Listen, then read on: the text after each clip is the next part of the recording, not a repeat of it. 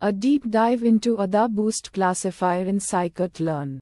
AdaBoost Classifier, short for Adaptive Boosting Classifier, is a powerful ensemble method in scikit-learn that combines multiple weak learners, typically decision trees, into a strong learner.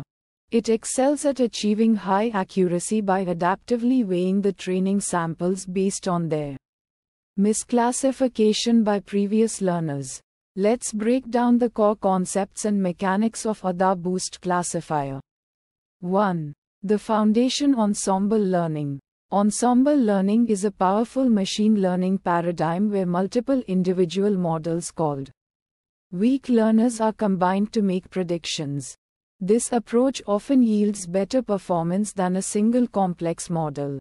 AdaBoost Classifier is a specific type of ensemble method that uses boosting. 2. Boosting, focusing on the hard cases. Boosting algorithms work by sequentially building an ensemble of weak learners. Each learner focuses on the data points that were misclassified by the previous learners. This adaptive weighing mechanism allows the subsequent learners to learn from the mistakes of their predecessors. 3. AdaBoost's unique approach: weighing and reweighing. AdaBoost Classifier implements boosting by assigning weights to each training sample. These weights are initially equal. However, after each learner is trained, misclassified samples get their weights increased. This prioritizes correctly classifying difficult examples in the next iteration. Correctly classified samples get their weights decreased. This focuses the subsequent learners on the harder cases. 4. The ensemble's prediction, combining the weak learners. The final prediction of the AdaBoost Classifier is obtained by combining the predictions of individual weak learners. Each weak learner's vote is weighted by its performance on the training set.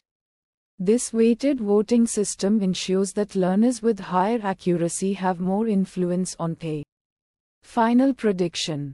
5. Parameters and customization. AdaBoost Classifier offers several parameters for customization. Nestimators the number of weak learners to train. Increasing this value usually improves performance but also increases training time. Learning rate: this parameter controls the rate at which the weights are updated. Smaller values lead to slower but potentially more stable learning. Base estimator: the type of weak learner to use. The default is decision tree classifier with a maximum depth of 1, a decision stump. You can customize this to use other models like logistic regression. Algorithm determines the boosting algorithm. The options are SAMME and SAME. R default. SAME R is usually recommended for better accuracy. 6. When to use AdaBoost Classifier. AdaBoost Classifier is a good choice for classification problems. It is designed for classification tasks.